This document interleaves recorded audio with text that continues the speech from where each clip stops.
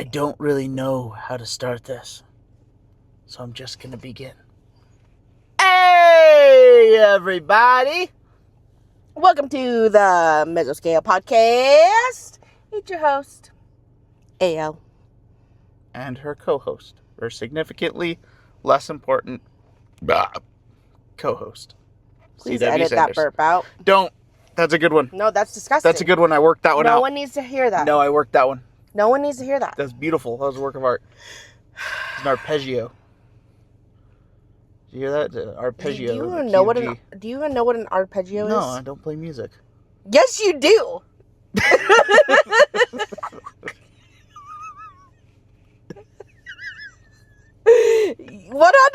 you do. You're lying to our audience right now. I'm not. I will even put in a picture of you playing. You're lying to our audience. And I have a video of you singing and playing the guitar. Whoa. Don't let that fall into the wrong hands. I've already posted it. Okay. First off, announcement. Are you tired of being tired? Have you been sick of all the same old shitty energy drinks? Well, do I have a treat for you? Right now on Dubby Energy, you can use code MESO10 for 10% off your next purchase. In this economy, we need all the help we can get.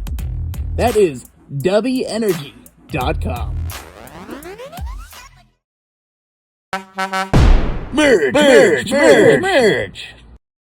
Merch! Ever get sick of your same old shitty fashion choice? Lucky for you, that's all about to change. Head over to https://mesoscale-pod-merch.myspreadshop.com or stab the link below with your clicking mouse. Hear ye, hear ye. Upon this day, the 2nd of August in our year 2026, A.L. Meticulous Anxiety and I have discussed a proposed writing contest. This contest will proceed from August 2nd to August 26th. Winner will be announced on August 30th. The prompt is, Oh no, we've been scaled. This contest is open to any and all horror types and must be submitted by August 26th. The rules. Submitted by, of course, August 26th. Author must be subscribed to the podcast anywhere they listen. Author must use the submission flare when posting to our Reddit. Author must cast their vote on a different story. And you must comment under this post on our Reddit that you've submitted a story. Now for the best part. The winner, first place, will earn a Mesoscale t-shirt, which will be autographed. Their story shall be read, and the story of their choice, their own or someone else's, will be on their own episode. They will receive the coveted Top Scaler Award, and, of course, receive mad props in the community. Second place will receive a Mesoscale hat, also autographed. Their story will be put in a future episode, and they will receive the coveted second place award. Third place will receive Mesoscale pins, also autographed, and the coveted third place award. Good luck to those who all enter. We look forward to reading your stories.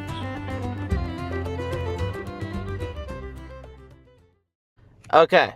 Now, a couple more announcements that I are don't just... like your transitions. Your transitions suck. Okay, let me give you a smooth transition. Thank you. Ew. Okay, so we have... What? Hell? It's a smooth transition. I think that's the fade. Oh. Yeah, that's a fade. That's Okay. Like whenever you see a screen fade. Okay. Yeah, into a new scene. Yeah, that's our fade. Okay. I'm not going to put that in every single time. Yeah. It's okay. I could say it.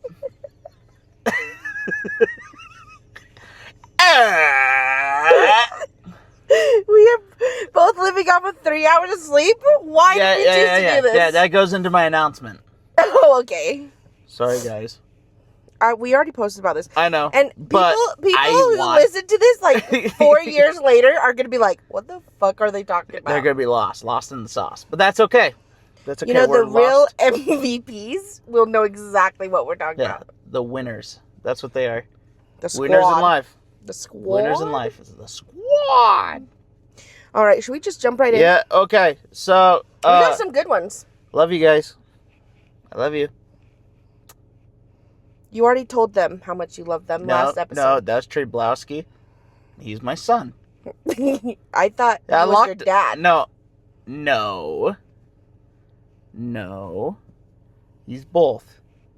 That's weirder. He's my son dad. That's weirder. My son dad. Love you, son dad.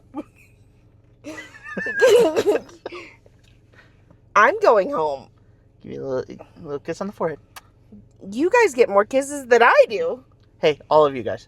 Each one of you right before sending you off to your rooms. Little peck on the forehead. Mwah. Okay, now I feel like you're making it weird. No, I'm not. That's what fathers do. Little peck on the forehead. Did your father really do that? Fuck no. So then you're wrong. So who's the real liar? I'm saying caring fathers didn't do that. All right, let's jump right in. What are we reading today? Today we will be reading The Gaps by Cyrus Monson. I still think that's a cool author name. It is a cool author name. Are you going to give him a jingle? Nah. We've done it to every single one. Why I know. would you stop now? Because I'm burning out. Do it right now. Your serious face is so funny. I wish everybody could see it. Cyrus Johnson. No, it's not even Johnson. It's Monson. Cyrus Monson. The author of our dreams. Love you, Cyrus. I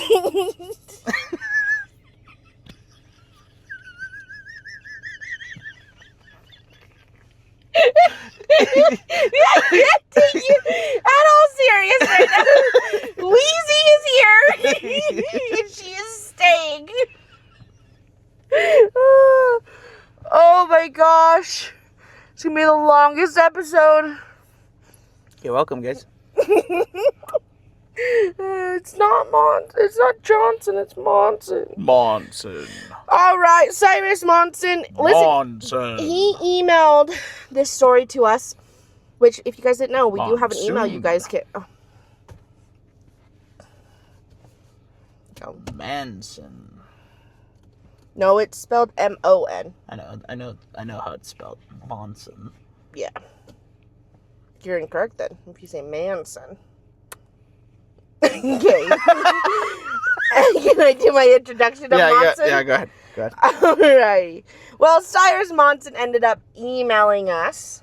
Email. Yes, people still use email. Email. And second of all, we do have an email. If you guys have a longer story that it would be easier to send to us through email, we have that and we'll put it down below in the comments for you.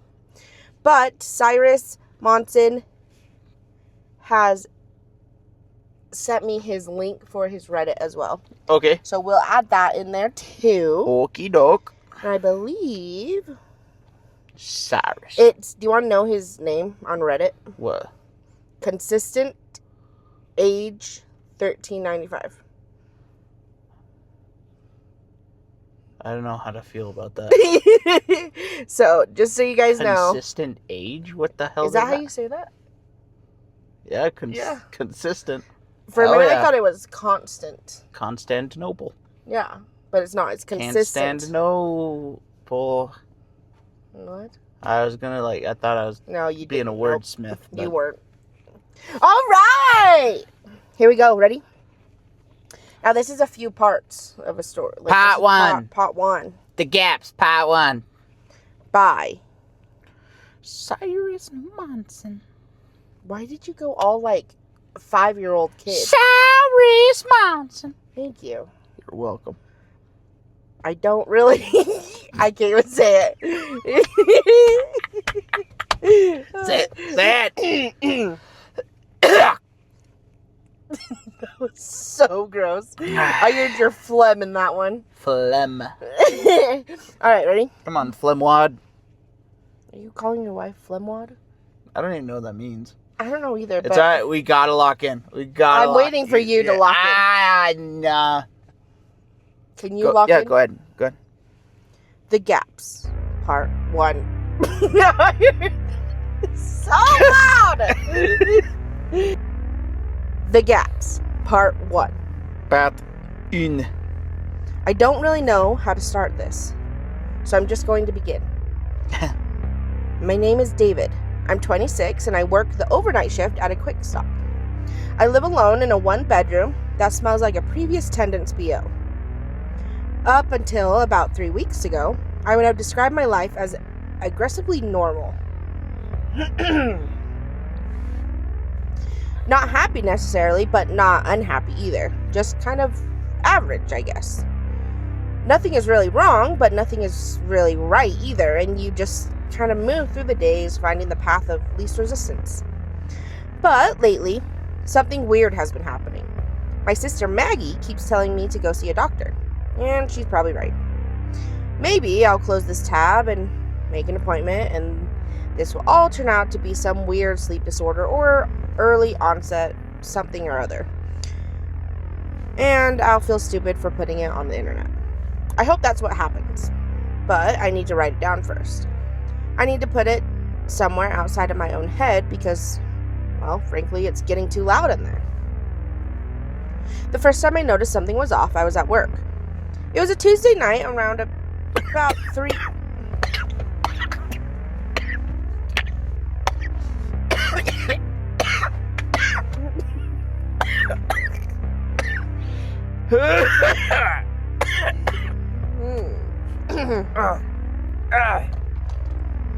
Oh my god, I just choked on my own spit.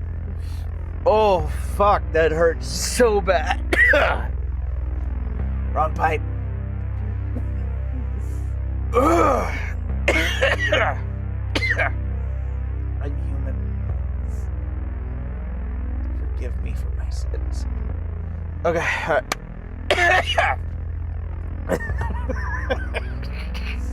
okay, go ahead. Are you good? Yeah, I'm good. Alright. Alright, Tuesday night, around 3 weeks ago. Stop! Get a drink before we start. Yeah.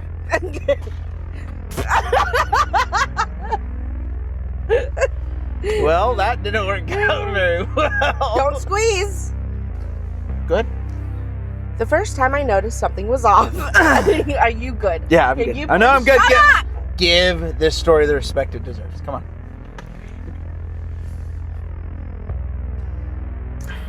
The first time I noticed something was off, I was at work. It was a Tuesday night around about 3 weeks ago. I remember ringing up a guy buying some energy drinks and a lottery ticket while I was thinking about life and such. Then, suddenly, the parking lot was empty, and the clock on the register was reading 3:47 a.m. That's not unusual by itself. When you're stuck on the night shift, things have a way of flying by. You do your job on autopilot without even thinking about it. But I hadn't stocked anything. The shelves I was supposed to have done between 2 and 4 were still half empty. I checked the security footage later. I do this sometimes when I forget whether I locked the back freezer. But on the tape, I'm just standing behind the register. Just standing there with my hands at my side, staring out the door for about 40 minutes. I watched it a couple of times in pure disbelief. The guy with the energy drinks came in, I rang him up, and he left. Then I just stopped, like someone had hit pause on me. I figured I'd fallen asleep standing up. It happens. I told myself, and I believed it. I went home, slept for a while, and didn't think about it again for a few days. Hold on. It happens? Zoning out for, don't get me wrong, I was zoned out for You a do long that a lot, time. so- Like a long time. But to just, like, I'm at least, like, kind of jiving with it. No, you're not. Oh, okay. Man, that's terrifying. Alright, go ahead. Go ahead. No, we're good. All right. Sauce. The second time I noticed it was worse because it happened at home. I was making dinner, which was nothing impressive, just pasta and jarred sauce. I thought pasta and jarred sauce is pretty good. I laid that trap.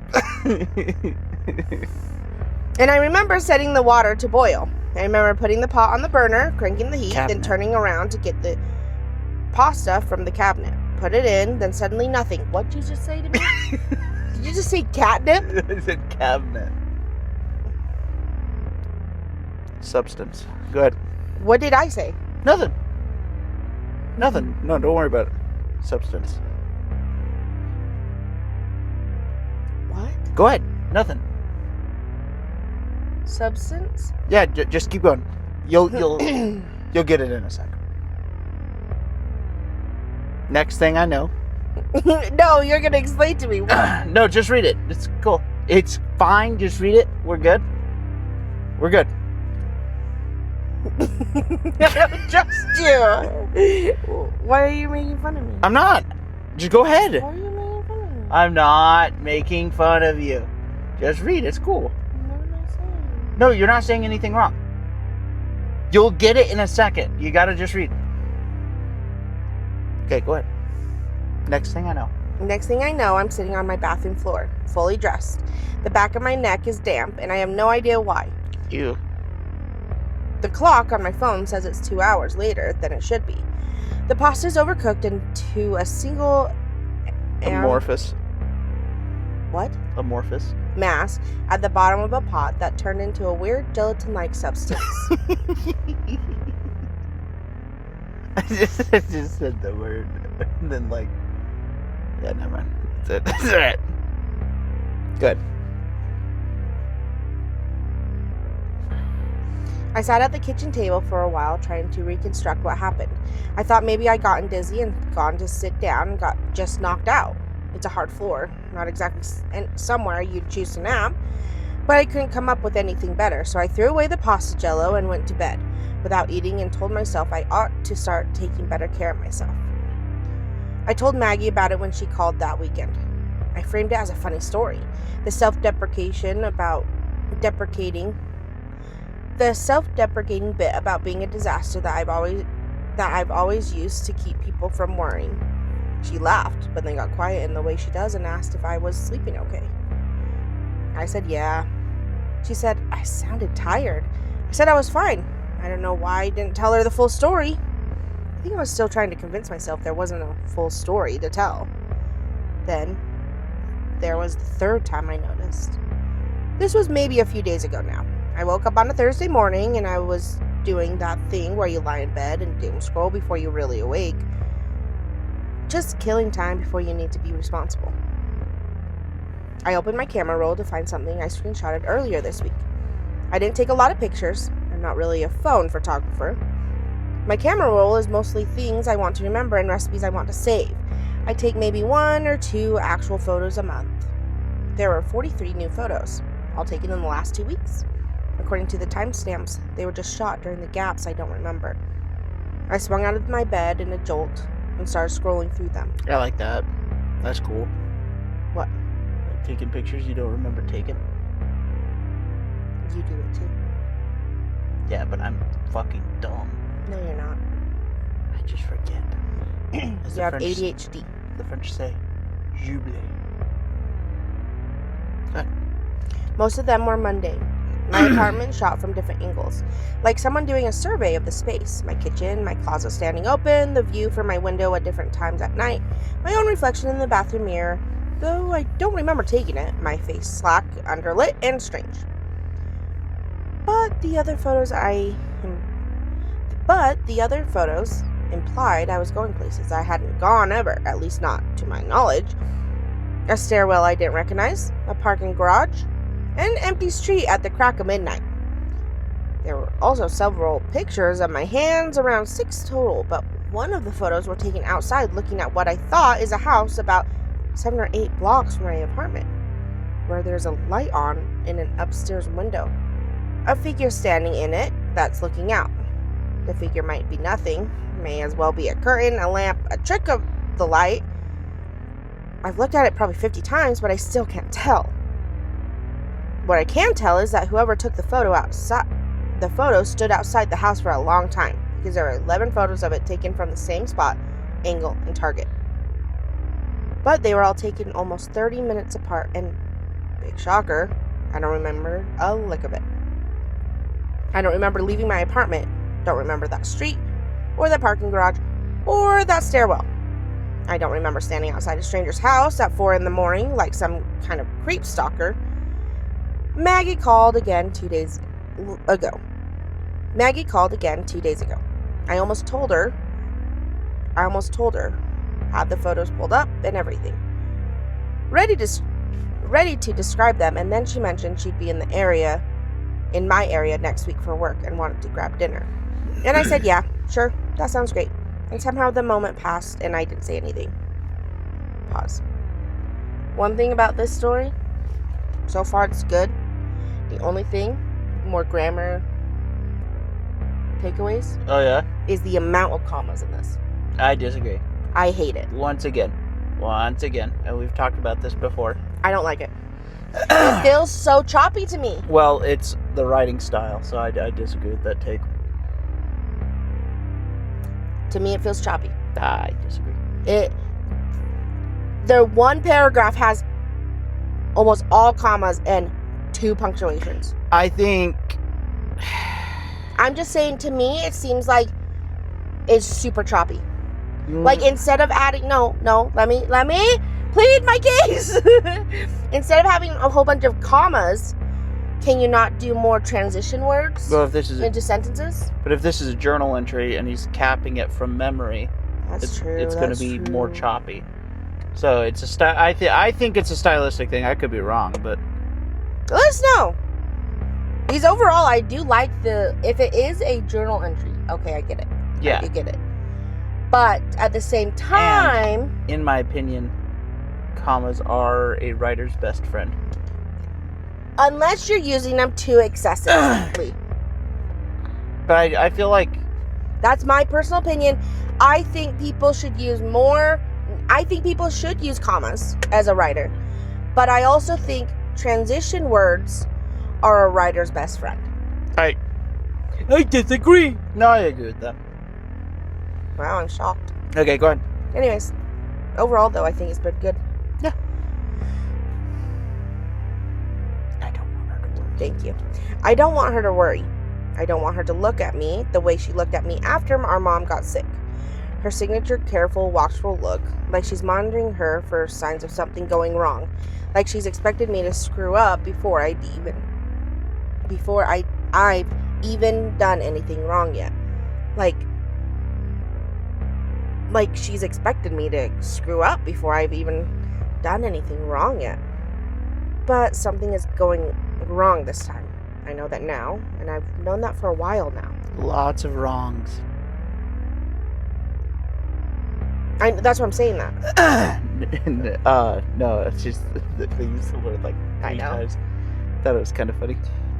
They use the same word versus mixing it up. Yeah, give a you know what? Off the cap writing advice, synonyms. I love a good synonym. Yeah, throw some synonyms in there. You know what? If you need some help for synonyms, just look up words, synonyms of this word. Like, on okay, Dr. Google. all right. Let's give him an example. Like her signature careful, watchful look, like she's monitoring me for signs of something going wrong. You could put like, that's a weird sentence. Hold on. Signature careful, watchful look, like she's monitoring me for signs of something going wrong.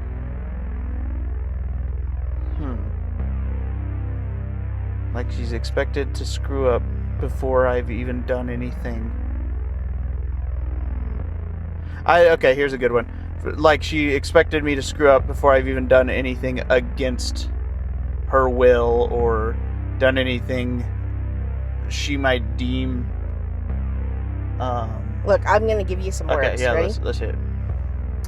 done anything unacceptable, done anything poor, done anything bad, done anything deficient, done anything flawed, done anything terrible, done anything horrible, done anything unsatisfactory, done anything wrenched, brutal, lacking, inadequate. Ooh, inadequate is so good. I love that word. Yeah, so that's just a little bit of advice. Just using synonyms can help push your story into another direction. I've been in situations where I have to reuse a word 3 times, but I typically... Or break them up a little bit. Yeah, typically what I'll do is I'll max it out. I'll say, okay, I can use this word twice at most within the next paragraph. And then, I mean, of course, artistic value, you do whatever you want. But that's just what I do so I could avoid the repetition that kind of breaks up your groove that you get into. Because unfortunately, mankind is drawn to stuff that's like pattern recognition. And so if they see a pattern of words, they're going to be like, oh, is this like supposed to be read a certain way? And it sucks because it's like, yeah, you're getting your point across. It is coming across right. We know what you're talking about. But because of our primate brains, we try to recognize patterns where there aren't necessarily patterns. Correct. You know what, though? This is... And maybe this is just me being more picky. I know I am being a little bit picky about it. Especially with, like, the commas. Because, again, if this is, like, a journal entry, okay, I understand that. I'm not disregarding that. But I think the things that throw me off is... There's periods where, to me, seem like more comma areas. And then there's commas where I think should be more throw a semicolon. Periods or even just transition words into it. Because, like, for me, when we're reading this, there's a lot of sentences that are like, this, and this, period. And then it starts off, but, da-da-da-da-da-da. But to me, when you're reading this full sentence, it feels... Like this sentence. Like, she expected me to screw up before I've even done anything wrong yet. But, and then that's a period. But something is going wrong this time. To me, I feel like that but is being used as a transition versus a new sentence. Yeah, well, there is a rule. An unspoken rule. Correct. And again, it's situational. I follow it. I try to follow it to a T. But if you can't start a word with is it a conjunction? Aren't they called conjunctions? No. No, because I thought conjunctions are... conjunction, junction, what's your function? Okay. Yeah, it is conjunction. Is it? It is. Yeah, and it's Oh. Yeah, because but is it a conjunction word? Wow, I'm learning something. I got and, but, nor, they get you pretty far. Oh, yeah. Conjunction, junction. Oh, okay. Okay, don't tell anyone what that's from. We can't. Yeah. I want to see how many people pull that from. This I would love to. Yeah, you know what I'm talking about. I know right? exactly what you're talking about. Yeah. Okay. We had it on VHS. So. Wow. Yeah. You're an old man. OG. Anyways. Hold on. Let me finish my thought. Oh yeah. Sorry. And the rule is you can't start a sentence with a conjunction. But there are situations where you can. However, if you're using a conjunction to start off a sentence, it needs to work in a distinct, very slim way, if that makes any sense at all.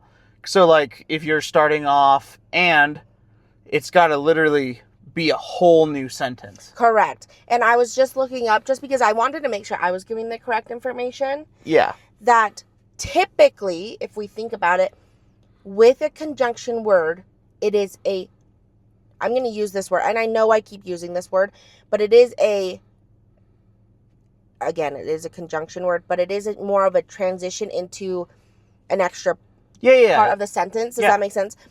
Where when you're looking at a sentence, that if you want a sentence to start with and or but, it has to either be, again, it's going to go along with the story and with the flow of your story, but it has to be a different sentence, not something that feels like it's transitioning into the sentence, into the previous. Well, look at it like conjunction, the word conjunction.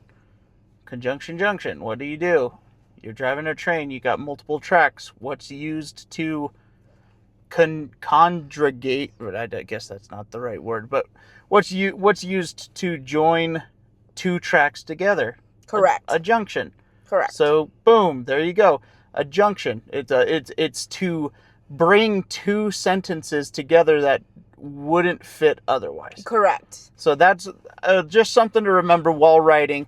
That goes for really anybody, because it can screw with people. It can when you're trying to read this. Mm-hmm. Because the thing is, and I've seen it in other people's stories. I will admit, we have pointed it out in other people's stories too. When I think, honestly, and I know we're not even done yet, but I truly do think that this is so far a good story. Mm-hmm. It's just more of that grammar thought process because, and mainly, this is my own opinion. I don't know what your opinion is because you're more of an author than I am, or a writer as well. I guess that's the same thing. But anyways, I always think in my head, if someone else was to read my story, would it make sense to them versus me? Write it how you read it. You know what I mean? Yeah. And so, to me, when I'm reading this, okay, I understand where you're wanting that flow to be in the story. It's just not, to me, it just feels more that choppy, add some more transition words, and then also look at those conjunction words. Yeah, don't be afraid of fluff. You know what I mean? Because the more fluff you have, the more cushiony the story becomes. Correct. Which makes people more comfortable. But again, also, I do understand, say if this was a stylistic choice, and say if this is just like a journal entry type of situation, then I'm going to understand. But at the same time, think about, if you're writing in a journal, are you going to still write it like that too? Yeah. You know what I mean? So it's more just think of how, if you were put into this scenario, or if you had someone else reading your story, how would they read it? Yeah. That's really what I'm kind of going at. And I know we're probably all just in a tangent, but well, so far I'm pretty locked in. I am locked in. I will say I love the concept. Very much locked in. Just this obscure, I say obscure a lot. But this feeling of finding things, people saying like, you might want to go see a doctor. Just a weird. You know what I feel like with this? What? Is it's very relatable. Yes. It is something, not saying like you have a million pictures of like things, but it is in an aspect very relatable. Yes. To real life situations. I agree. And I like that. It's making me very interested in where's this going to go. To be honest, right now I have no idea where it's going. Yeah. I'm locked in. Yeah. All right, so let's get going. Okay. I'm going to try to get the security for it. Oh my gosh. I'm going to try to get the security footage from those nights if I can. My building has cameras in the lobby and the parking lot. Nothing great, but something. Note to self. I know it's tempting, but don't post until you have the footage. Delete this note before posting. Well, he didn't do that. Yeah, he didn't do very good on that one, huh? Okay, good. It's been a little while, but I got the lobby footage, and much more has happened since. I wonder what the time frame is on this. That's one thing that makes me think, like, how long has it actually been going on? I do like that we don't know, though. Me too. I like the mystery. Because it's adding a sense of, it's throwing us off while the narrator's through. Yeah, like, it's fun. I like it. But I want to start there. Oh my gosh. But I want to start there because it's the thing I keep coming back to. My building manager is a guy named Pete, who I've always gotten along with decently well. I slipped a note under his door asking about the lobby camera system and said I thought I might have sleepwalked one night and wanted to check if I left the building, which is true, technically. He opened the door while I was walking away and asked me to come inside. He pulled the footage for me without making it weird. Pete's a good guy. I like Pete. Me too. There are 4 cameras: the lobby, the parking lot, the side entrance to the laundry room, and the elevator bank. I asked for the past week or so. He gave me a real strange look and said, with his gravelly deep voice, I don't really know if you can actually do that, but I'll cut you some slack. I'll comb through the footage and see when you left or came back, and I'll give those to you. Dealio? Of course. I responded. In my head, however, I was cursing myself out for being so clueless about asking Pete to give some random guy CCTV footage for no good reason. Regardless, a little while later, I got the footage and went up to my place to watch it. I left the building 9 times during some gaps I don't remember. Gaps! That's terrifying. That is actually really terrifying. Sleepwalking is already terrifying, but imagine sleepwalking outside of your apartment Yeah. is even worse. Oh, I don't like that. Once for almost 4 hours? Holy shit. What the heck were you doing? Once for almost 4 hours, but here's the kicker. I look almost completely normal on the footage. That's the part that keeps me thinking. I look like a person who knows where he's going.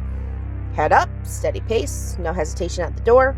There's nothing wrong with the way I move or carry myself. If you showed someone that footage without context, they'd say, yeah, that's just a guy leaving his apartment. And there's one more thing, something I noticed after watching the footage a second time. Looking more carefully. In 6 of the 9 clips, during the elevator trip down, I stop.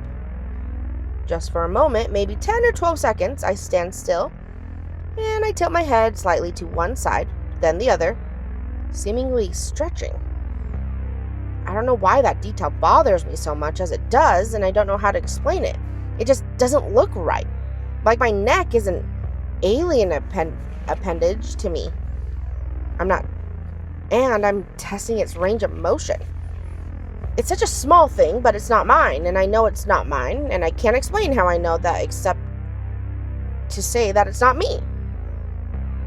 I also mentioned earlier that people have been looking at me differently. I want to talk about that now because I've been trying to figure out if it's real or if I'm just primed to notice it.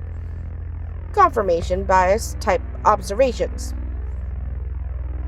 There's a regular at my work named Carl. He's a retired guy who comes in every night around midnight for a cup of coffee and a bag of pretzels. He's done this for the 3 years I've worked there. We have the same conversation every time. Weather, sports, scores, how the coffee tastes like it was brewed in a gym sock. It's easy and familiar, and I've always liked it. I loved his little Anecdotes.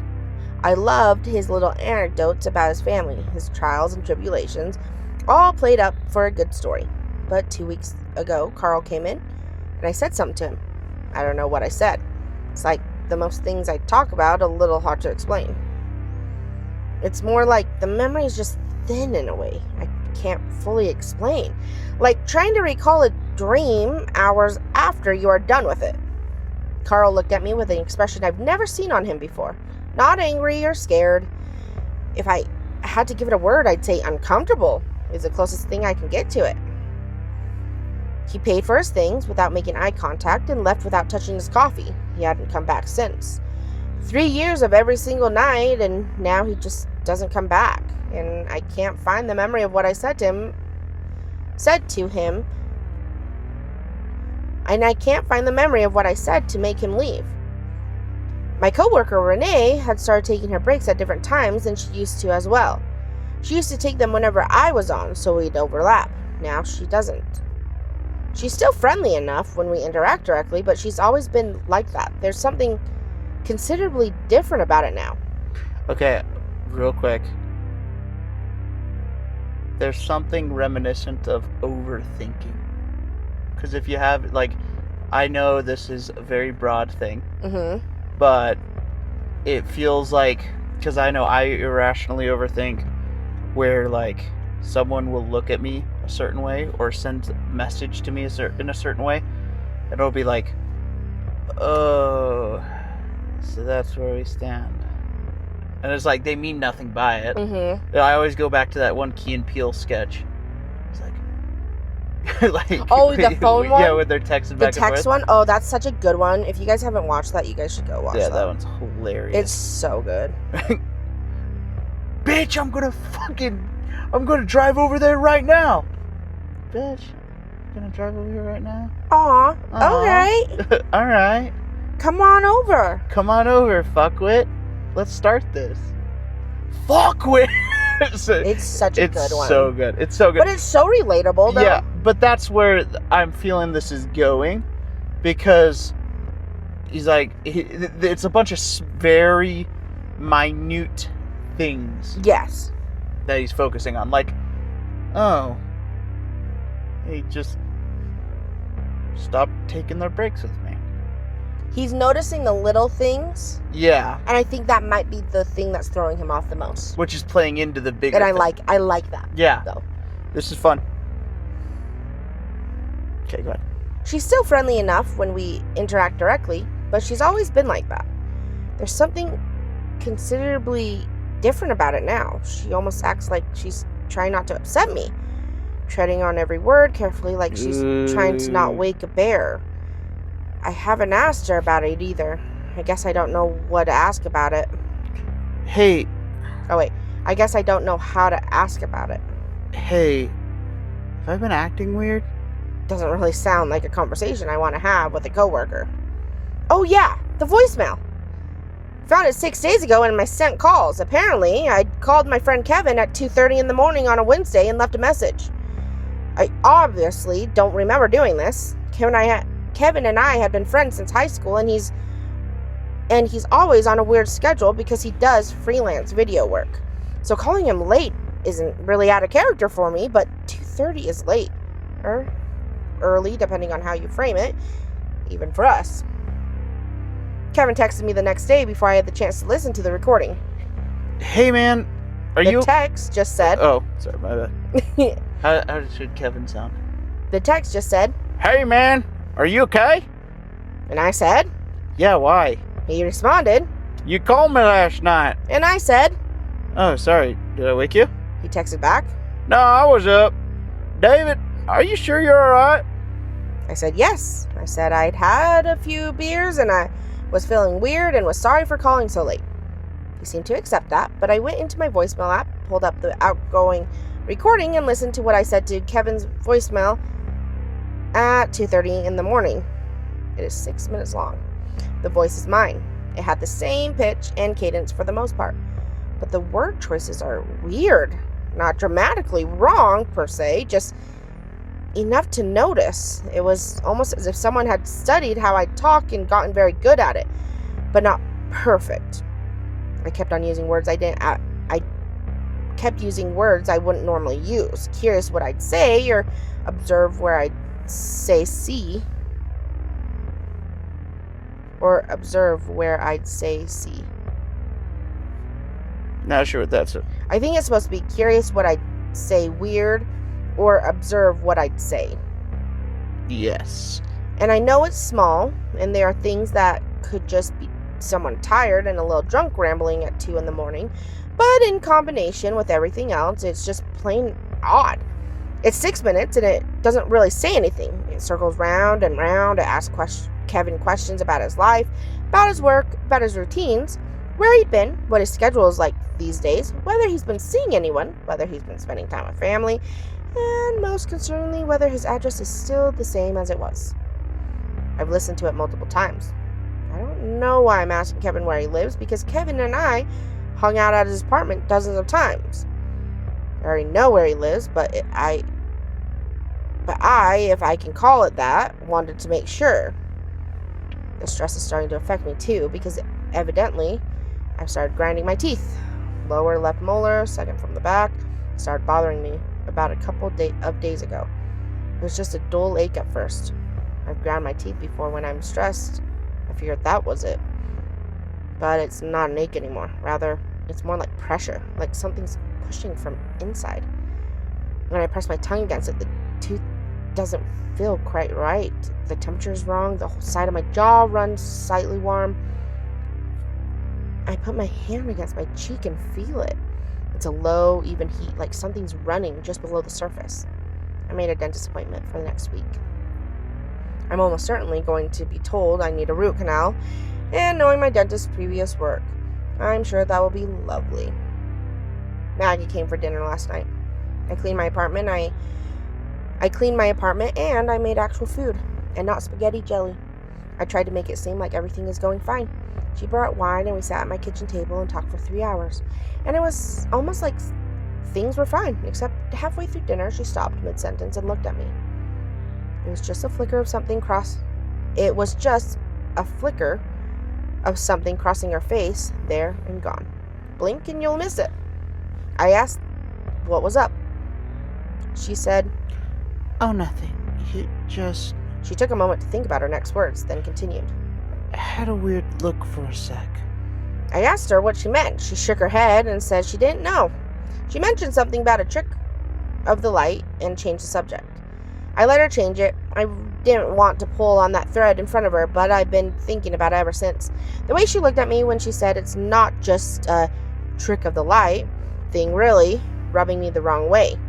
She texted me this morning, just checking in. She texted me this morning. Just checking in. It's Is that on me or yeah, is that? that's you. She texted me this morning, just checking in. She's done this every day since the dinner. I think she saw something. I don't know what she saw, but it was something. I also started sleeping with my phone propped up on the nightstand with the voice recorder running. The first 4 nights were normal-ish. Me snoring, some traffic outside, and once or twice the neighbor's dog barking at something in the hall. It's the dog. The Dolph. What was the dog's name in Cat's Bark? Easy Chair. The dog's meow? Oh yeah. Cat's Bark. Damn it. God fucking damn it. I can't ever say that one right. What's the dog's name? It's like mixed with a dog with a wolf, I believe. This is just a log. A lion and a dog. No, it's not a log. I thought it was. I don't know. I was thinking of the one from the, what's her name, who did the Neighbors story. The one with the dog by in the Mackerel? with the Oh, outfit. Sparky? Sparky, that's who it is. It's Sparky. Sparky. Woof. Woof. Woof, woof. Woof. He's just standing You up. just hear it? He's just standing outside his door. Woof. He's just like a totally normal dude, just like in a dog costume. Woof. like flipping his arms up in the air. Woof. Here he goes again. Woof. Woof. Woof. Maybe all of these stories all are connected. That would be so sick. We have a universe. We do have a universe. What universe is it? The universe? Am I God in this universe? No, I am. No, I want to be God. Nope, I am. Alright. You're the Pluto of it. Jester. I'm a jester.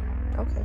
You can be a jester if you want. I just completely got rid of the DoD Pretty much portion of it.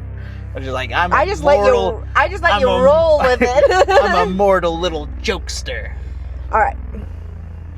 Okay, go ahead. Last night I listened back and there's 42 minutes starting around 3 o'clock when I stopped breathing. Ooh. Or at least I stopped making a sound at all. That sounds like me at night. Yeah. Straight up silence until halfway through, where some god-awful noises occur. Sounded like rubber stretching and bones crackling and popping with it.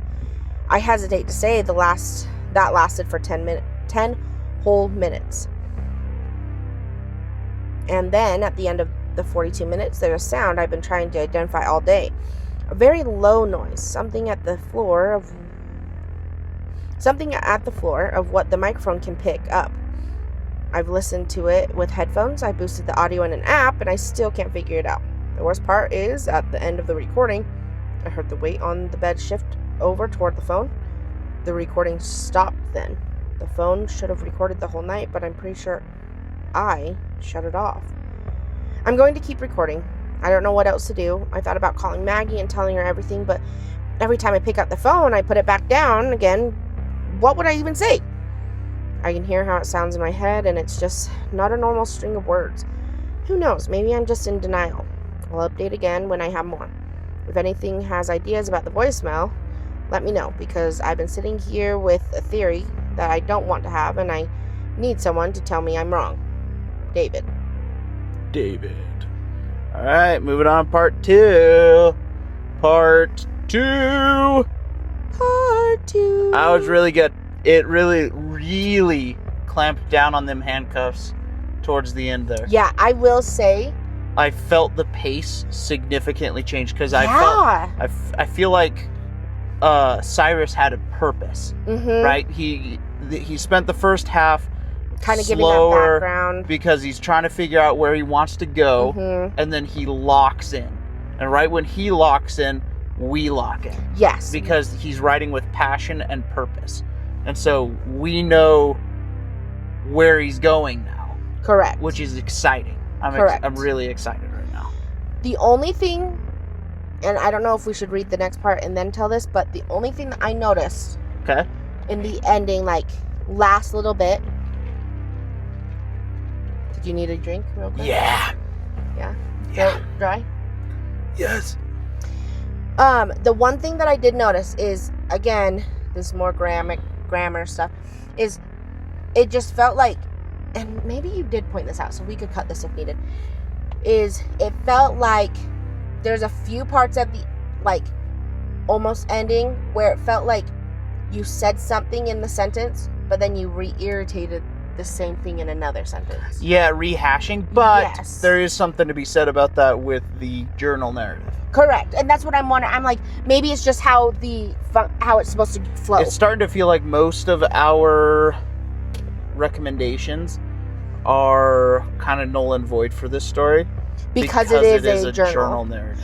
Yes. Now, like, I get the commas stuff.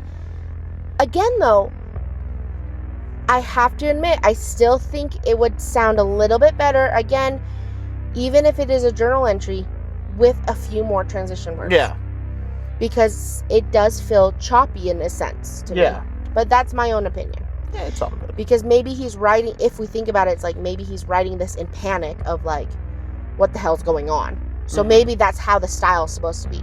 Who knows? I'm actually curious now. Yeah. But I'm locked in. So Okay. I'm excited to see the second part.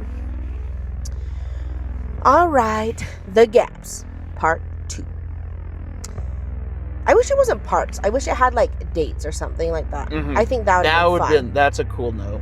You know what I mean? Yeah. Because instead of parts, I just like actually make it a journal entry would be such a cool thing. Anyways, since I last posted, my mouth pain had spread across my whole upper and lower jaw. So his whole mouth. He's gonna start growing some roots. Oh. I like that. Ooh. So I got my teeth checked out. Lo and behold, something was awfully wrong. My teeth were seemingly being pushed up on by some sort of pressure, and when we took an x-ray, and it turns out I was growing a whole new tooth. Oh, that's cool. That's crazy. That's cool. I like that. It should be impossible, the dentist told me, but regardless, it was still happening. She said the earliest she could get me in was in a month. Oh, that sucks. Yeah. Even though she had, and I quote, "Never seen anything like this." The gaps in my memory had been getting longer, stranger too. Anytime I try to record what I'm doing, the other version of me just shuts it off immediately. That's why you get those hidden cameras. You know, okay. Now, you know, I'm just going to keep my mouth shut. What? What you want to say, bud? No, I was going to make a comparison, but I'm... Nothing. Is it who I think it is? Yeah. All right. Nope. Just use your imagination, dear audio listeners. Just use your imagination. I was just going to cut that part out. No, it's fine. No, keep it in. Because it's kind of funny. See if anybody understands what he means. Oh, they will. They will. Good. Go ahead. I'm reading it. The gaps in my memory have I already read been that part, getting I thought. longer. Oh, the gaps in my memory had been getting longer. Stranger, too. Anytime I try to record what I'm doing, the other version of me just shuts it off immediately. I'm growing very concerned about what it may be doing because even Pete acts differently around me now. He won't let me check the security footage. He won't talk to me. Hardly ever makes eye contact anymore. I don't know what's going on, but I need to find out. I've been taking more and more time off of work because I'm scared of what I could do there while I'm not all there. Besides, the pain is so severe, it's starting to impact my performance. My whole jaw aches, and whenever I brush my teeth, blood comes rushing from my gum line. I don't know what is happening to me, but I must be sick or something. I'm going to see the doctor tomorrow. I'll update this before I post it once I've gone. ... Or technically it's line. Eclipses. Is that what those are called? I think so. I don't know. Anyways, there's 5 of them. Yeah. Just got back from the doctor. They had no clue on what is going on. They said they've seen something similar around a few weeks ago, and they prescribed me some medicine to help dull the pain and help get me in the right mind. But they never said if it worked for the other patient. I'm scared. My work just fired me for missing too many days, and honestly, I don't know what to do. There are more photos accumulating on my phone, and they scare me. Pictures of fields miles away from my apartment, inside of homes I'd never seen before. Most frightening of all, there's a picture of Kevin in his home. Nice. Sleeping. Nice. He hadn't returned my messages or calls recently. I don't know if he caught this other me in the act or something else. The painkillers aren't helping at all. In fact, when I take them, my headaches only get worse. It's like my body is actively fighting the medicine. I can feel sometimes just under my skin withering and wiggling around under there. I hope this is all mental, because if it's not, I don't think I can come back from this. I can hear sounds just beneath the surface of my flesh. I don't like that imagery. I don't like that. That gives me the heebie-jeebies. It's like when your belly growls. No, but it's like right under your skin. Yeah, but it's like wiggles. So your belly does that. Okay, but that's gurgling. This is like right beneath the surface of the flesh. Yeah. Have you ever had like a weird twitch? All right. And like you could see it? Well, yes. My eye twitches when I'm tired. Oh my god, the eye twitching pisses me off. It does too, but then I know that I'm tired. Yeah, because it like after a while for me, it'll just like I'm falling asleep. I know I'm falling asleep, and I'll just go crazy. Yeah. Ugh. That one is the worst. The same popping and stretching noises I've heard in the recording. I tried recording myself again, but the thing always shuts it off. No matter where I hide it, it seems it's always acutely aware of my phone's location. Well, duh. No dip, Sherlock. It's you who's doing it. It is you. I don't think he's very smart. Those like mirror horror movies where they're like they go to the mirror and there's like that alternate version of themselves? You know what this is reminding me a little bit of? Let It Gush. Nah. No, not Let It Gush. What's the one that there's a different one that I'm thinking of. I'll come back to that. Okay. I'm gonna edit that part out. Okay. I tried to record. Oh, I already read that part. Every muscle. I don't think it blacks out the same way I do. I think it can see things when I'm in control. Every muscle I have feels worn out. I'm sore in every location one can be. Whatever this thing is, it's trying to get used to my body. In the elevator on the footage I saw, it was almost as if it was trying to get used to my neck. I think it's going to do that with all of me. I've been sending texts I don't remember sending to. The worst part is it sounds like how I would send them. It's usually just small talk, but sometimes it makes a joke or even reacts the same way I would. The people I'm texting seem to be none the wiser. It's learning how to be me. I've been looking at the photos again, the places I've never been, the surrounding area, my hands, and more. Against my better judgment, I went to the house from the photos. I found the address on my phone, and it was just a short walk away when I exited my apartment for the first time in a while. A wave of relief and an overwhelming sense of dread simultaneously washed over me. I had my hoodie pulled over my head, and I kept my head down. Pete didn't wave goodbye to me like he usually does. What did I do? Anyways, I walked toward the house, and on the way, people kept giving me dirty looks. Seems my effort to hide myself attracted more people than not. Regardless, I went through an alleyway, and the house was in view. Okay, I thought of a good something real quick. An analogy. This reminds me of like a parasite, like ringworm. Oh, don't. Ooh. No, because think about it. Ringworm, they form rings on the interior of your skin, but it Correct. pokes out on the outside, Correct. right? And so people will look at you and be like, "Oh, fucking gross! Oh, why are you But out he in public?" can't see that? But no, he's not doing anything wrong. He knows it's there. He knows it's hurting him, but he can't do anything about it. He's still got to eat. He's still got to go get groceries. Yeah, but he's not noticing anything different. What do you It's mean? happening to him. No, this guy is. Besides the thing on his skin. No, he's noticing the changes in his body, or he's noticing the changes He in notices his attitude. something's going on. Yeah, he recognizes, like, I mean, if I were to see a symptom of ringworm, I probably wouldn't know what it is right off the bat. That is true. So But we it's- also don't know the time frame of this. Yeah, but that's what I'm saying, is it's very reminiscent of a parasite. I get it. It's feeding off of him and his life in order to accomplish a goal, which we don't know yet. And it's making him start being psychotic. Yeah, he's starting to lose his shit. Just Because- like, have you ever seen the Monsters Inside Me? It was like an old, I want to say, Is that a movie? no, it was an old TV show Oh, I don't know. about people who had parasites. I don't know what you're talking about. They're so it was such a good show growing up. They talked about like how they had botfly larvae that they had to pull out of their bodies. All right, let's not talk about that. And like, you know what's shitting always rope worms. scared me But is having a tapeworm in me. oh, Yeah, I've so- seen some of the ones that they pull out of. Yeah, people's, I don't like, want to. I don't eyes. want to hear. Have you seen Oh. the ones?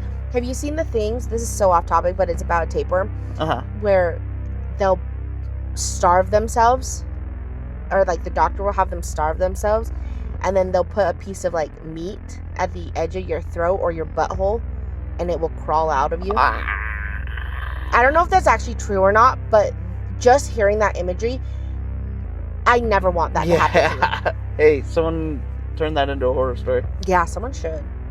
All right, here we go. Regardless, I went through an alleyway and the house was in view. As I walked closer, the rest of the world seemed to fade away. The people on the street, the noises of the cars and birds, the noise of the cars and birds, even the clouds above seemed to fall to the tunnel vision. Whew! I got through it. It was an old house cobbled together from a dark wood. Ooh, I kind of like that description. That was It's a clean. good, clean I think description. that was probably the cleanest description I like so far. that. That's not an insulting thing either, because No. that one just stands out. That one just is good. It was an old house cobbled together from a dark, I like that. I like that a lot. dark wood. The planks seemed to be decaying in places, but surprisingly, the house was still being held together, despite its appearance. I couldn't help but walk closer to it. This is going to sound weird, but it was like I was being beckoned home. Once at the door, I slowly placed my hand on the bronze doorknob. It groaned as it twisted, or so did the door, and so did the door as I pulled it open. I only had brief flashes of the inside before I succumbed to the something inside me. An oak floor, a chandelier, a stairwell to the second floor. There were only things that I couldn't discern between them being hallucinations or real. I saw three more things. A man on the stairs smiling, a round, concave, fleshy mass in one of the rooms in sight line from the entrance. A dead body, ribs torn outward, and their innards strewn about, some of them looking to be half eaten by a wild animal. Then something went black. When I reawoke, I was back in my apartment. My hands were freshly wet with water, and I was standing above my running sink. I thought I saw a streak of red flush down the sink, but when I blinked, it was gone. I gave an anonymous tip to the police, just to make sure that what I saw wasn't real. Maggie wants me to come over, but I don't think I could let her see me like this, or if I have the strength to tell her what I think I saw, I'm going to mule it over for a while. Come back, and right after I've made the decision. Wish me luck. ... I ended up going over to Maggie's place and arrived at 9 o'clock. She greeted me at the door and asked me to sit down with a worried look on her face. As soon as she got to the entryway and saw my face, her eyes widened in worry. Though she tried to hide it, her apartment was considerably nicer than mine, or at least mine in the past few days. She had nice furniture, hardly any trash, and the space was just overall larger. I knew she wanted me to feel welcomed, but the space was almost too bright for me. We went over to her coffee table and chatted for a long while. She asked about everything, and this time, that's exactly what I did. I told her about the pain, the gaps, all of it in some detail. When I finished and was about to tell her about the house, she got out of her seat and hugged me tight. Then I blinked out. When I regained control, I was eating at a sit-down restaurant with her, and mid-meal I had a steak in front of me, half eaten, and Maggie was mid-laugh. She looked at me with concern after a few seconds of me being conscious.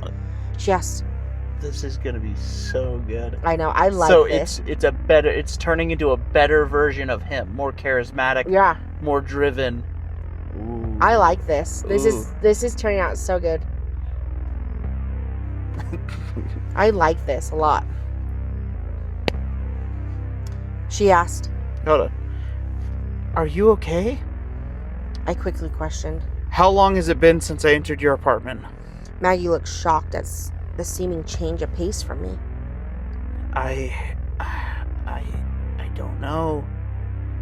What time is it? I asked frantically and a little loud for the environment. I like how she's being portrayed as she's calm, and now she's slowly entering a panic again. Mm-hmm. Like she started off panic, like, oh my god, then something happened. No one knows what happened. I like the kind of like suspenseful feel of this. This is getting really I'm locked good. in. This I really is am. really good. Okay. She looked at her left towards the staff, who looked at the commotion I was causing. Despite all of that, I was out of my right mind. I yelled, "Please tell me the time. How long has it been?" One of the staff came over to tell me that I needed to leave. They escorted me out the building and into the dusk outside. It was late from what I could tell. I sat outside on a bench overlooking the parking lot, staring blankly ahead. A few moments later, Maggie came rushing out to meet me. She sat on the bench beside me and asked me a plethora of questions. I wasn't paying attention. My gaze was locked ahead of me. After a minute of silence, I asked one final time. What time is it? In a shaky voice. 8. She said. A flood of tears rolling down my face. She asked what happened, and I told her that I wasn't present for more than half the day. I explained to her that it wasn't me who was with her all day. It was something else. She matched my stare of disbelief with one of her own. Did you even notice? I barely managed to get out of my lips. There were a few moments between my question and her answer. No. We sat there for a while before Maggie spoke up again. You need to go to the doctor. An ER, a psychologist, something. I don't know what's going on, but you can't live like this. We need to take you to the hospital. And that's exactly what we did. The doctors tested my blood, and they are going to have me talk to a therapist. I'm writing this from a hospital bed. They are about to come back with the results in a while. I hope this is all in my head and it can be figured out. Otherwise, I fear it won't be me who will be posting the last entry of this series of posts. Wish me all the luck you can. I have a feeling that I will end up needing it. David. And that was part 2. We're on part 3. This was good so I'm far. so locked in. I'm locked in. Okay. I have to admit, I may or may not have been a little too harsh in the beginning. No, he has a purpose. I'm telling you. That's what that is so the change. good. This is, and I see it a lot with writers. I've seen it with ones that we've read, actual authors. I've seen it with movies. I've seen it with all kinds of people where they start off with a topic that they want to cover. And they write it for the little beginning, because this is what I do too. Yes. Although, the beginning sometimes either hits or just doesn't. It'll drag. But once you're locked in, it carries itself. Mm-hmm. It packs its bags, throws it over You can their see shoulder. that they are enjoying writing this. Yes. And that's the biggest difference, I think, of an author who cares of what he writes and what they don't. Yes. Of what they're trying to portray and what they're not, I guess I should say. Yes, I agree. Okay. Part 3. Again, I will say, it would be kind of cool to have like a date instead of the parts. But that's just like nitpicking now. Yeah. So, things have gotten so worse. Nope, that's the wrong Wow. word. Wow. I'm just... All right, take 2. Take 2. Things have gone so wrong. I don't know where to start. This may be my last post before this thing takes over my whole life. I suppose I should begin where we last left off. This post will be short, but I think that may be all the time I have to get this warning out. I was in the hospital, barely staying conscious and intermittently blacking out. I wrote the last part just before my blood results came back, though. Jesus Christ. You're just making up words. Alright, hold on. Take 2. I was in the hospital, barely staying conscious and intermittently blacking out. I wrote the last part just before my blood results came through, and they were seriously screwed. My blood type was mixed with another. They couldn't figure out how or why. I suggested my crackpot theory, and they were quick to shoot my idea down and hurry up the order for the therapist. It was a little while later. From what I could tell, I was still blacking out multiple times, so I had no sense of time before my therapist arrived. Before they cleared the room for an appointment, Maggie, who was at the bedside, asked me one thing. Have you been here the whole time? She asked solemnly. She couldn't even tell. I just shook my head no, as she let a single tear fall down her cheek. When she left the room, when the therapist came in is exactly when I passed out. This thing knew that if it was found out, we might both die. When I reawakened, it was a different space. It was my apartment. It was 3 days later. That's crazy to That's think about. cool. I like that transition, but oh my god, that would scare me half to death. I would be absolutely fucking terrified about this whole thing. That's insane. It reminds me a lot of like Split. Yes. Where like a personality will disappear for days on end and then come back to, the light in the person's head, and then it's like, what just happened? yeah, where have I been? Yeah. Like, that's crazy. What do you mean But that transition worked so good. God damn, yeah, it did. Dang. The thing got me past the hospital was puppeteering me for 3 days before I succumbed again. I noticed I was getting more gaunt, but I felt full. I also noticed the start of an odd red concave structure forming in the floor of my home. I then went dark. The following sequence was brief, but I know it was real. To throw me in jail if you must. Hell, I'd prefer it that way. Take this as my confession. I can't let this thing fool all of you too. I woke up for 45 minutes shortly after the last time I was in control. I was in the house from the pictures. There was a body on the floor, and I was mid-bite of a piece of flesh. Oh! Damn. I immediately threw up once I figured out what was going on. I threw the chunk away and slammed my fist to the floor as I heaved. When I was done, I raised my head and looked all around me, trying to make sense of what I saw. The house was almost completely empty, save for the weird fleshy thing I talked about last time. I almost dialed the police before I started feeling it start to take control again. As soon as I put my phone away, it subsided. I figured that the thing can pick and choose when it wants to take over. I stood up and approached the mass. The floor groaned with every step I took until I reached the tile floor of the kitchen. It was well prepared with a fridge, a freezer, and a large dining table with a white blood-stained cloth draped over it. It was there that I saw them. Dozens of squirming red worms. Could this be what's in me? I didn't have time to ponder for long before I heard the door creak.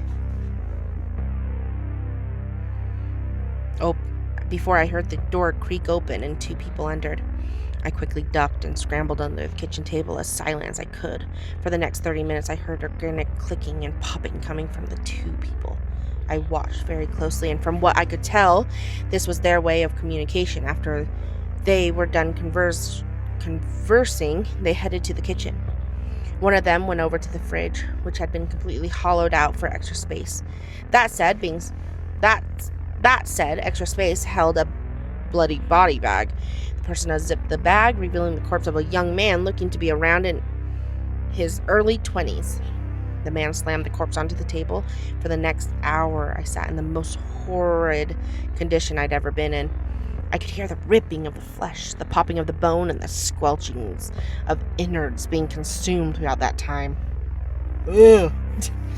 I tried my best not to make a noise, but towards the end of the meal, upon a particular disturbing sound I will not detail here, I yelped. After a moment of silence...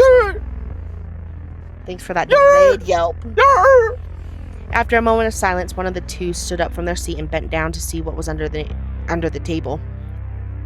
As soon as I had line of sight, I kicked the thing right in its dome and scrambled out from under the table. I raced towards the door, but the other one ran faster to block it. The other one was recovering fast, so I had to make a split decision. I bolted up the stairs fast as lightning. Fast as lightning. What's the thing? Fast as fuck. Fast as fuck. Boy. Is it boy? Yeah. Fast as fuck, boy. I bolted up the stairs fast as lightning, only to be greeted with the most devastating sight of all. As soon as I made it up to the top of the staircase, it was an open room filled with those nests, and at the end of the room, on the opposite wall, a mound of flesh baked into the wall. The figure of a human, half developing, sprouting from it, large veins and flesh tendrils surrounding the human visage, and its eyes opened. It was then that I blinked. I'm writing this in the middle of the woods with dried blood on my hands, the last place I woke up. Over half of my life had been taken over, and I don't think it would be much longer until the rest of it follows suit. If you're reading this, don't let them take you too. Some of my teeth are gone, my vision's gone blurry, and I can barely recognize my own hands. I'm writing this with what little time left, so I hope you can take this warning. You can't trust anyone. If what I saw are more parasites, I don't think you are even safe. I don't know the scope of this, how many nests there are, or what the thing in the wall was, but it can't be good. So if you see me out here, get me locked up or something. Just don't let me keep going like this. I'd say kill me, but I don't want you to go to jail because of my downfall. It's about time for me to go now. Sorry for the brief update, but I think it's all I've got left. Maggie, just know I love you and I always have. Goodbye for now. Maybe forever. David. Okay. What are your thoughts Before the epilogue? I don't know.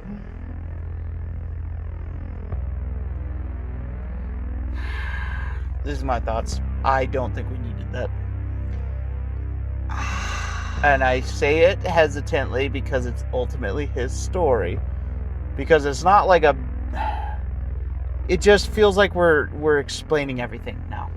It's like, oh, by the way, I kind of wish it was, because I felt the creep, and I kind of wish they kept it as the not knowing. Like, how cool would it be if he wakes up in his house and there's like a message from the other version of him where it's like, just stay quiet.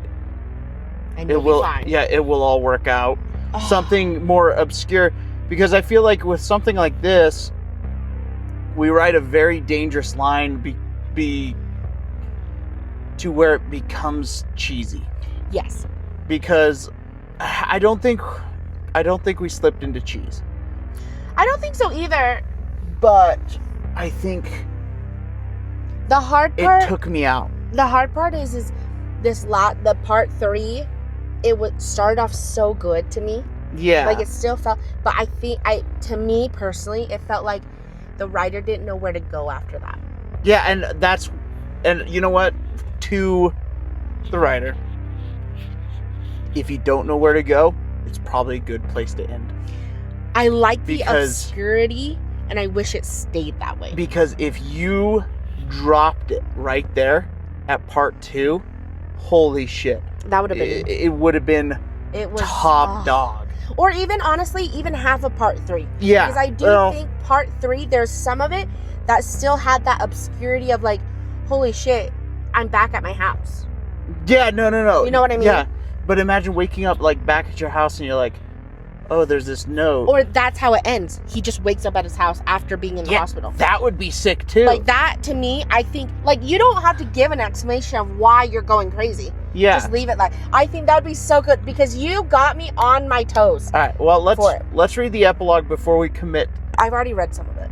Before we commit to if we dislike it or like it. Oh, I don't think I dislike it. Okay. I just think I was taken out from that last, like, 2 this paragraphs. So part 4 will make or break this. yeah, for me. let's see this epilogue. Epilogue. The gaps. Epilogue. Okay. Hi! Just wanted to relieve your worries about my life. Turns out it was an easily solvable mental... Hold on. Holy hell. Thanks. I've been holding that in. I shook the car. We're going to cut that one out. Sorry, I've been holding that in. It's I had dairy. It's all good. Hi! Just wanted to relieve your... Can I not sound like that? It's just funny. Well, I thought it was funny because of the way this paragraph is. Yep, good. Hi!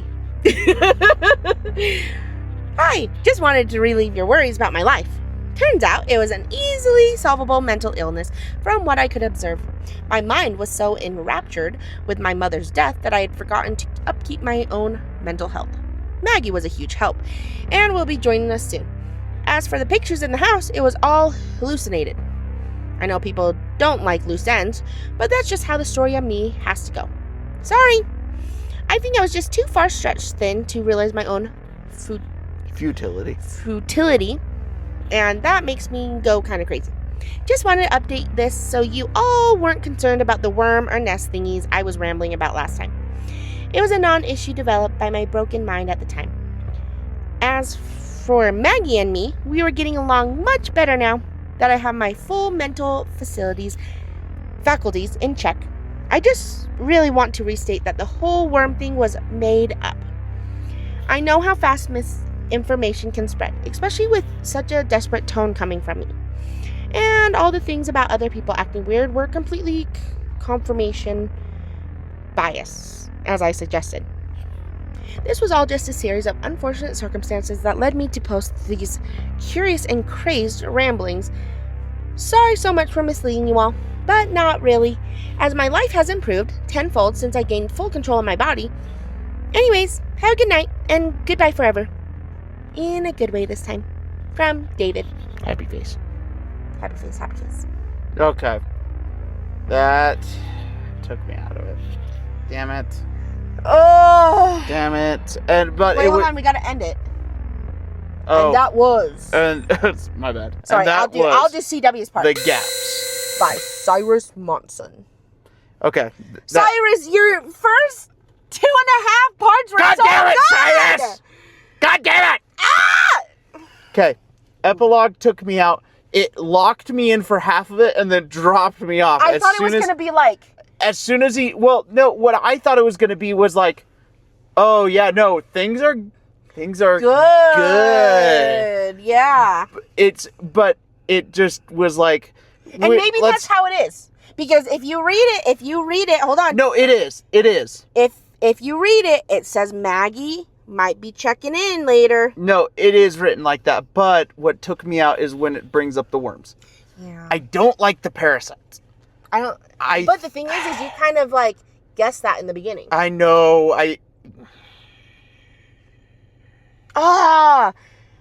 Cyrus, you had me locked in. I was so set because, like, even if it was a parasite that's morphing, using his body to was such a cool idea. Sort of grow into this fucking nasty being. The middle of part 3 took me out, and 4 nailed the coffin. I was completely taken out with the cheesy. Damn it! Let's not talk about the worms, guys. I'm just making it all up. Yeah. Well, no.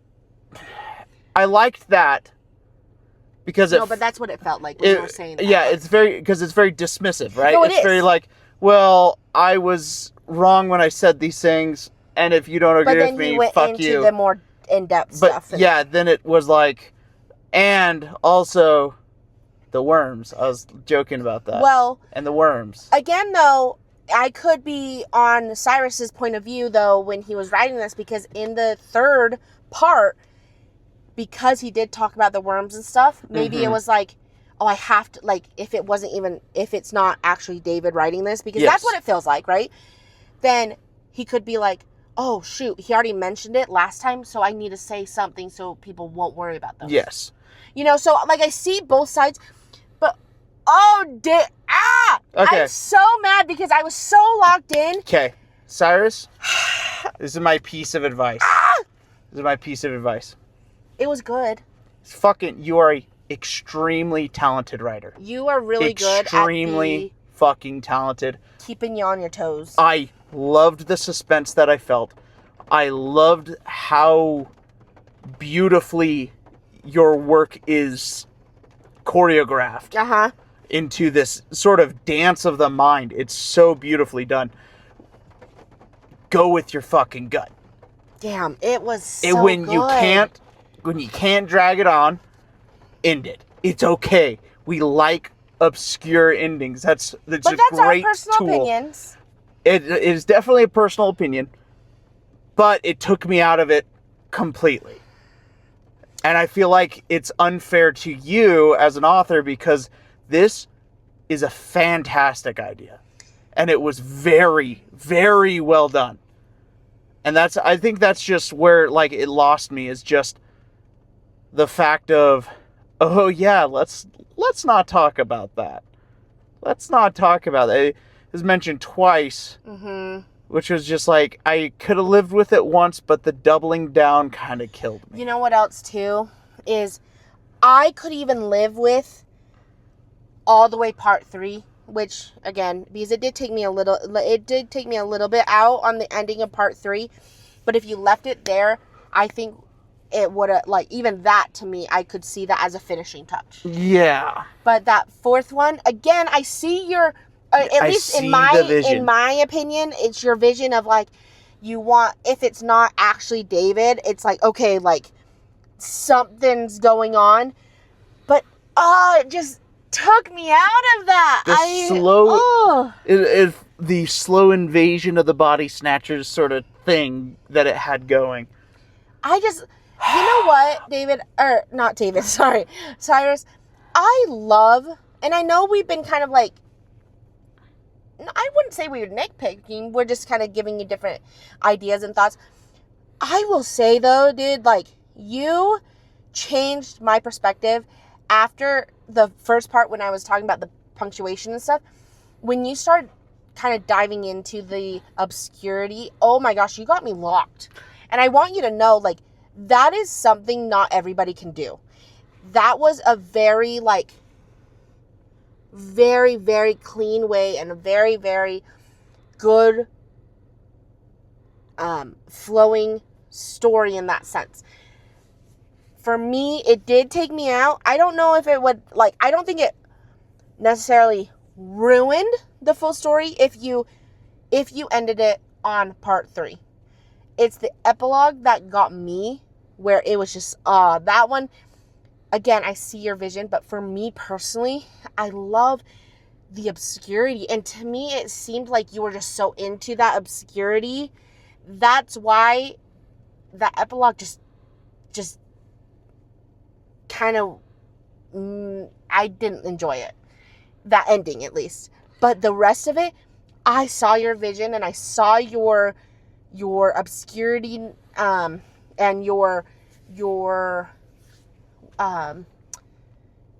descriptions of things, and it was just so good. Yeah. So keep doing stuff like that, because you had me on my toes the whole time in that sense. When it came to that, you literally were like, shut up, AL, let me tell you the story. Yeah, let me cook. You just literally, you just did so good.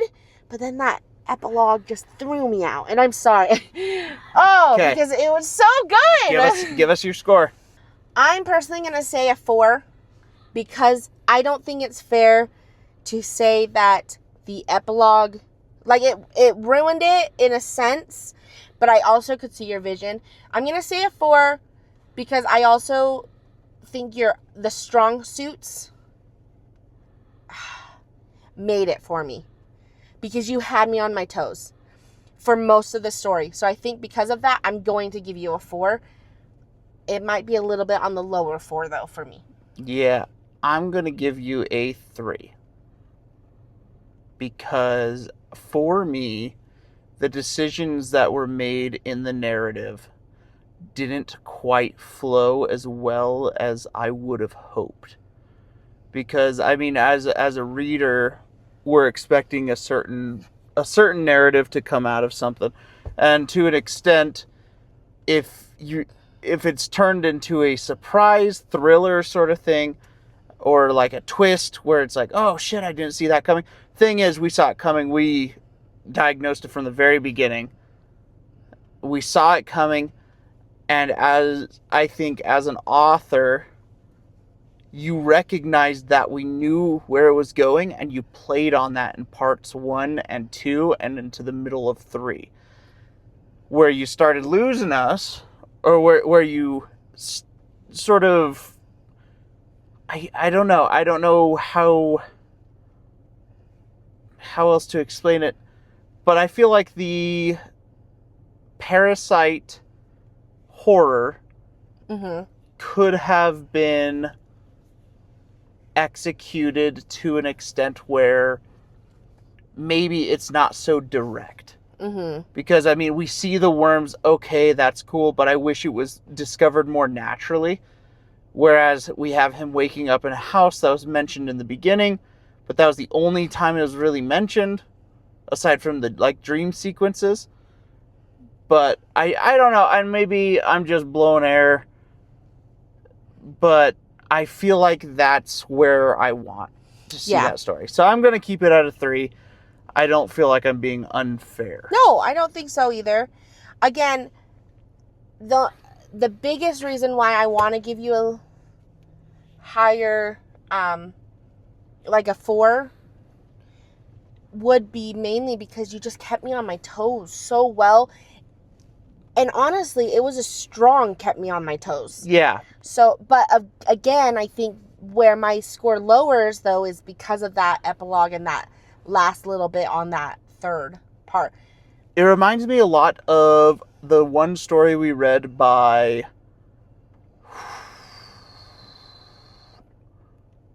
Inevitable Weather. The arms are trying to kill each other. Or my left arm. That's the one I was thinking of. Yeah, my left arm's trying to escape, or my right arm's trying to escape. That's who it was. I was like, there's a story, I swear, we just read. I feel like that's exactly what it reminds me of. I could see that. But I like the different take it took. Yeah, different notes, but same style of horror. Yeah. I like that. Well, moving on. That again, I can't wait to read some more of their stories. I'm so pumped. I think they got a knack for writing. Yeah, they do. Yeah, any day of the week. We're gonna kind of jump to a different story, though. Is that okay? Yeah. Okay, cool.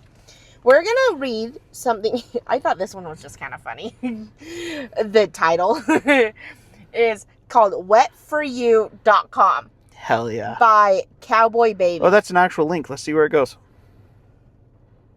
I don't want to. Kind of want to. Listen, also, Cowboybaby, first off. Oh, the IP address couldn't be found. That's kind of crazy. What I think is really funny is their Cowboybaby. Their image on their like Reddit username. Okay, their name is Cowboybaby, but the image is an M&M. Nothing cowboy at all. M&M. So I think it makes it better. Hey, I think you should take this photo, keep it as the M&M, but put a cowboy hat on it or something. I think that would be funny. Anyways, I reached out because I was like, yo, would like to read one of your stories. And they were like, go for it. which I was like, thank you. And they actually gave me a stamp of approval. Thank you. Approved. Approved. They did want me to let everybody know, though, that they are writing purely for fun. Uh-oh. So you're welcome to read them. This scares me. Also, though, they recently started listening to our podcast, and they said that we're doing a really good job. Thanks. So thank you, Cowboybaby. I'm super excited to read some of your stories because I've seen some of these titles that are coming out. His titles are so good. Just the titles, let alone. Okay, I will admit, in my personal opinion, it is one of the hardest things is to come up with a title. Yes. I have to say, it is one of the hardest things. So the fact that you have some amazing titles are awesome. It makes it. Also, we're in the middle of a rainstorm. So if you guys hear a little bit of rain. Ooh, We're adding some flair to our story reading. I hope you guys don't mind. Also, just a heads up. I know this is like in the middle of the episode, so you could cut this if you want. We're at 94 subscribers, guys. Holy shit. 94, 6 more to go, and then we do our first giveaway. Woo! I'm so excited. The T-shirt of fortune. I'm so excited. Yeah, me too. All right. Wetforyou.com by Cowboybaby. Give us your best Western song. For cowboy. Cowboy baby. Yeehaw. Cowboy baby. Riding bareback on this big dick fucking bastard. You like that? I don't think I like being in this storm. Oh, can I borrow this real quick? I kind of like that it's adding some flair to it, though. Holy shit, it's really coming down. The fact that your phone is in French, I keep forgetting. La pluie. It's supposed to rain all the way until... Oh, I'm sorry. It's supposed to rain until midnight tonight. Sweet. Hell yeah. I hope the audio's okay.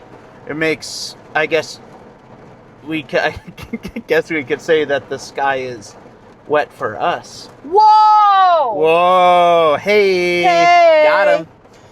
Also, editor, will you please put our trigger warning in here right now? Trigger warning! Bah, bah, bah, bah, bah. All right, everybody. Or, fuck! Okay, we got it. Okay, editor, cut out that word.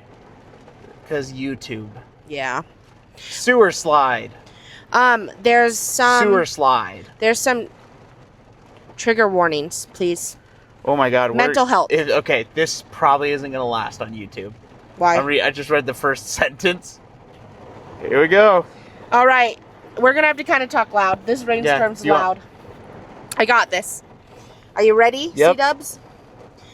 All right. Do you ever get that feeling of being weirdly for something super specific? Nah, let's just fucking read it. All right. Do you ever get... I'm going to do the commercial. Ready? Okay, yeah. Should I do it or should you? You're pretty good at commercials. Everybody loves your commercials. Yeah, I got you. Okay, thanks. Do you ever get tired? Do you ever get that feeling of being weirdly horny for... God damn it, fucking notification. Right when I get in the mojo. All right. And start. Hold on. I'm turning on concentration mode. Concentration. Do you ever get that feeling of being weirdly horny for something super specific, but nothing seems to scratch that itch? You go from website to website just watching the thumbnails like you're in an art gallery, but nothing catches your interest, and the page count just keeps on growing. I've never been the type to pay for it or commission anything.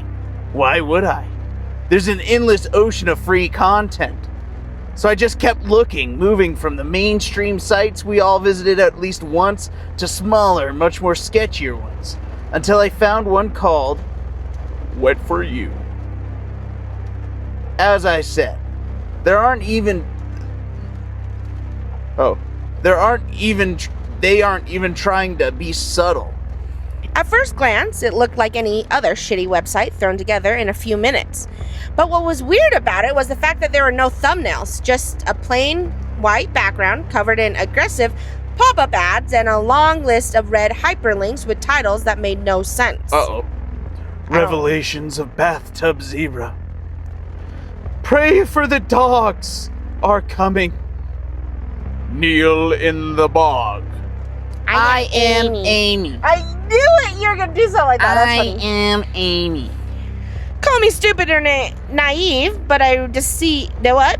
Call me stupid or naive, but I decided to dive deeper into the whole thing, starting from the top link and working my way down as I went.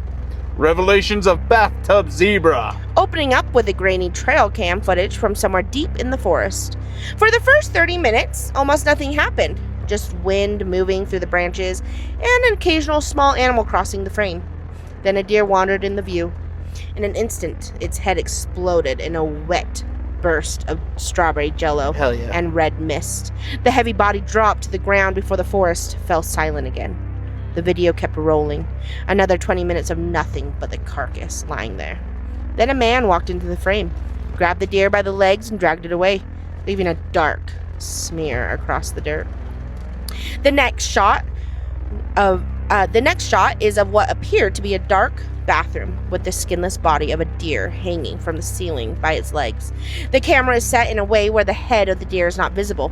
This continues for 10 minutes before the body begins to violently convulse, each movement of its muscles clear as day before it falls off the hook into the bathroom below with a disgusting slap. The skinless animal jumps out of the bathtub, its head clearly missing with the spine peeking out from under the layers of muscle. Then it cuts to black. To say I was in shock would be an understatement. I'd always believed I could stomach gore and violence. Years of Rob Zombie flicks had Hell yeah. convinced me nothing like this could touch me anymore. Living dead girl. And yet, that spark of morbid curiosity hadn't died. If anything, it burned hotter now, guiding my hand back to the mouse, back to the next link. Pray for the dogs are coming. This one was shorter, 6 minutes, give or take a few seconds. It opened on a CCTV footage of an empty street, silence except for the occasional crack and squeal of disordered audio. Around the 2-minute mark, something dark began pooling. Oh my god. Around the 2-minute mark, something dark began pooling in the bottom left corner of the frame. A reddish stain spreading slowly. Only then did the camera drift toward it, panning to reveal where it came from. What I saw next is just too disturbing for me to describe in detail. I think it had been a person once, now nothing more than a pile of meat, while a pack of stray tears is apart from every side. Dogs of all sizes. It continued until the last minute, where the body seemed to convulse and twitch just like the deer before scaring the dogs off, all except one that kept barking at its now moving meal. The footage ended as abruptly as before, with the massacred hand of the body shooting up at the dog, wrapping around its head until its body went limp. The next video finally started off normally. It reminded me of some kind of vlog from the early 2000s. The video is shaky and a bit grainy, recording some kind of lake or bog, judging by the thick clumps of brown bulrush. A soft, cheerful voice can be heard from behind the camera. Is it recording? Before it flips around, now a bright face of a young brunette occupies the frame. A wide smile on her lips, a gap between her teeth being one of her more noticeable features. Hi, everybody. Today is the day I krill myself. Her smile never faded. She just set up the camera on some tree, the full view of the bog now visible. She stands on the edge of it, turns to the camera, gives the lens a salute before jumping in. In seconds, the sludge takes her hole, a few air bubbles reaching the surface before the surface of the water turns flat. The world around seems to pause for a moment, then stretches out for 40 minutes. Just pure silence before the bog suddenly moves, a clearly human body crawling out of it, gasping for air. Is that word a... Choking? Yeah. No. Okay. Choking on mud with each greedy inhale. The footage cuts here. I really had no idea what to expect when I clicked the last link. Maybe something worse than everything that came before it. Some final unbearable escalation. But it was painfully ordinary. It was the woman from before, her smile now gone. That easy, warm gaze she'd once held toward the camera was most avertly flicking away whenever it got too close. She wasn't outside anymore, a plain light green wall behind her. I tried everything. She sobbed. It was fun the first few times, like taking a glance behind the curtain. A choked up sob escaped her yet again. And now I'm falling apart. I'm rotting. Her hand was wrapped up in a yellow-stained bandage that cut into the frame before disappearing again. She wiped her tears with her healthy hand before she finally got the courage to look straight into the camera. My name is Amy, and I can't die. I can't. Can we say that too? Yeah. Oh, okay. I think so. I don't know. We'll double check. My name is Amy, and I can't die. I can't pass over. That's why. That cheerful smile returned to her face, the gap between her teeth now sealed as if it had never been there. I'm taking commissions. I will do whatever you want. You name it, and I do it for a bit of cash. As I said, I never had someone to pay. I never was someone to pay whatever gives me a kick, but again I met Amy, and it all changed. There's a train passing by her place tomorrow. I won't pass up an opportunity like that. The fuck does that mean? I don't know if I like that. Yeah. And that was What For You by Cowboybaby. Cowboy, you have a little bit of... Cowboybaby. You have a dark head. I liked it. I thought it was very, it reminded me a lot of Red Rooms, the old creepypasta. Where it's like this guy who's going on the black web. Oh. And he finds a website called the Red Rooms. And Is that what they called it? Yeah. Oh. And it's like, you go to a bunch of different links and it's people killing each other. And then like Hey, we don't say that word. Krilling each other. Thank you. Jeez.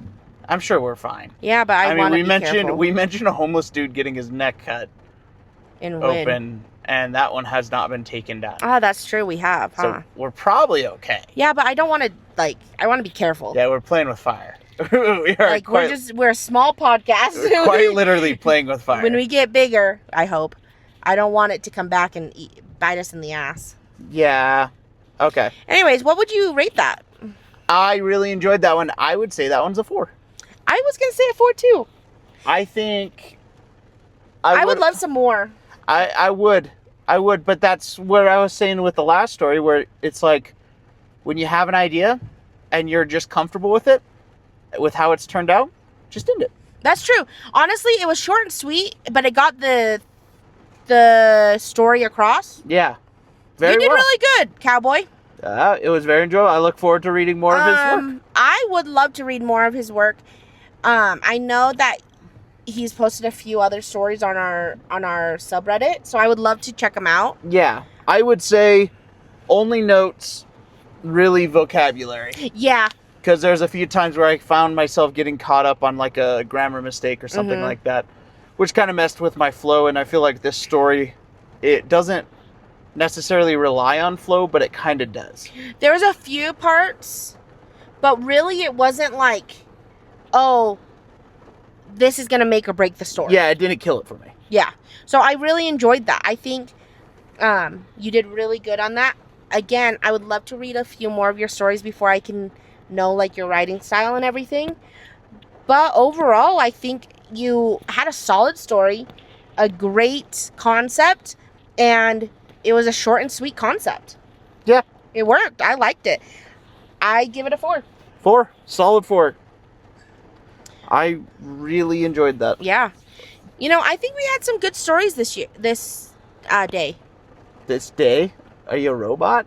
Well, I was trying to think of... I feel like we had good stories this day. I feel like we had some good stories this podcast. This podcast? Yeah. What are you talking about?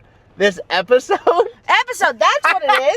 I was like, what is this? Well, yeah, that's kind of the whole point of the podcast. I think we had really good stories for this episode. I think we really do good with podcasts. Good podcasts. Podcast is good. Have you checked out the Mesoscale podcast? Hey, also, I'm just going to throw this in. I know we do an ad for it. Drink your Ovaltine. Okay. Drink your Ovaltine. Drink your Ovaltine. Okay. The thing I was gonna say though is we are only 6 subscribers away 6. before our first Count ever 'em. 6. 1, 2. first ever There you go. giveaway. So if you guys have people who aren't subscribed to Meso Podcast, what the hell are you doing? 6. All right. That's all we need. You can almost count them on one hand. Unless you have Almost. 6 fingers. Then you can count them on one hand. Damn, you were so smart. Alrighty, Meso Squad, thank you so much for tuning in today. Mesos. I hope you guys have an amazing day, and